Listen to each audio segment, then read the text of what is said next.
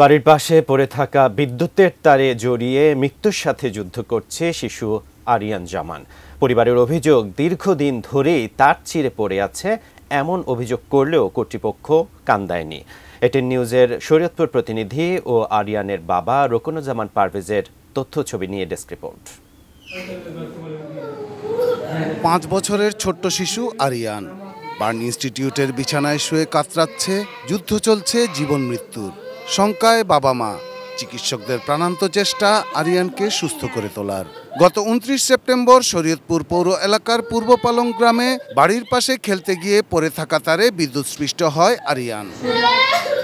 বছরখানেক ধরেই বিদ্যুতের ফিডার লাইনটি ছিঁড়ে পড়েছিল। এলাকাবাসী এ নিয়ে একাধিকবার মৌখিক অভিযোগ করলেও কোনো উদ্যোগ নেয়নি বিদ্যুৎ অফিস।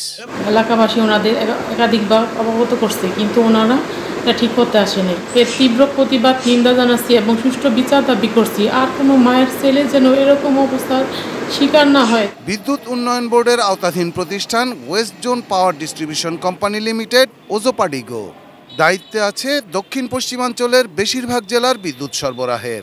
শরীয়তপুর জেলায় প্রায় 200 কিলোমিটার বিদ্যুতের লাইন টেনেছে তারা।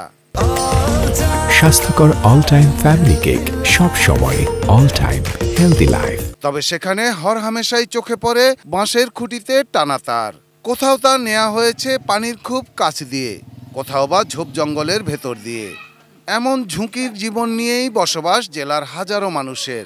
দুর্ঘটনা ঘটবে, কালের খুঁটি বাস যারা টানে, তারা অন্য জায়গায় ফোন দেন, আমরা তো এই তার ঠিক করি না, আমরা এমনি খাম্বায় ঠিক করি। সেই দিক দিয়ে দেখেন সবগুলাই যে গাছের সাথে ঝুলাঝুলি লাগে আছে, এগুলো অনেক risk. West zone power distribution অবশ্য অস্বীকার করেছে আরিয়ানের পরিবারের অভিযোগ পাওয়ার কথা।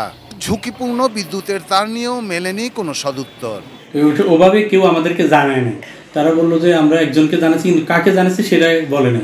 ডিসি কিলোস্কোর লাইন আমাদের, তো এটা অস্বীকার করার কিছু না, হইতে পারে কোনো এক জায়গায় এরকম হইতে পারে। গত শনিবার গাজীপুরের শ্রীপুরে পল্লী বিদ্যুতের তারে জড়িয়ে পিকনিকের বাসে থাকা 3 বিশ্ববিদ্যালয় শিক্ষার্থীর মৃত্যু হয়।